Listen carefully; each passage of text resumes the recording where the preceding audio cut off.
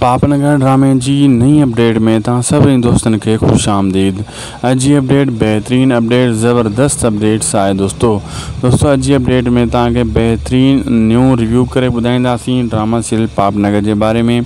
ऐं सभिनी दोस्तनि खे रिक्वेस्ट कंदुसि यानी अर्ज़ु कंदुसि त हिन वीडियो खे आख़िर ताईं ॾिसंदा जीअं तव्हांखे सॼी अपडेट सम्झ में अची सघे। 1 मिनट 28 सेकेंड जी वीडियो आहे, थी सघे त शायदि खोसो व्लॉग यूट्यूब चैनल के ज़रूर सब्सक्राइब कंदा, लाइक कंदा, शेयर कंदा ऐं असांजे पेज के भी फॉलो लाइक हिन वीडियो के अॻिते शेयर भी कंदा।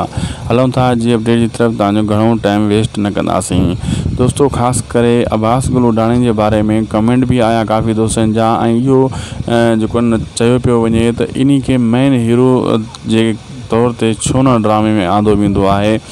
ख़ासि करे अॻे जीअं एक्शन कंदो हुयो जबल जे नाले सां ड्रामनि में हेॾे होॾे, हाणे अहिड़े क़िस्म जो कोई इनखे मतिलबु खूंखार ड्रामो छो नथो मिले। मोहब्बतनि जो माग भी ड्रामो थधो मिलियो, चंद्रग्रहण ड्रामो भी हिन के को ख़ासि जो एडो करेक्टर भलो न हुयो, पापनगर में भी कोई एडो भलो ख़ासि करेक्टर इनके न मिलो आहे। छा वजह है दोस्तों, असल में हू पाण अहिड़ा करेक्टर करण चाहे तो इन जे करे उन खे अहिड़ो करेक्टर ॾिनो पियो वञे।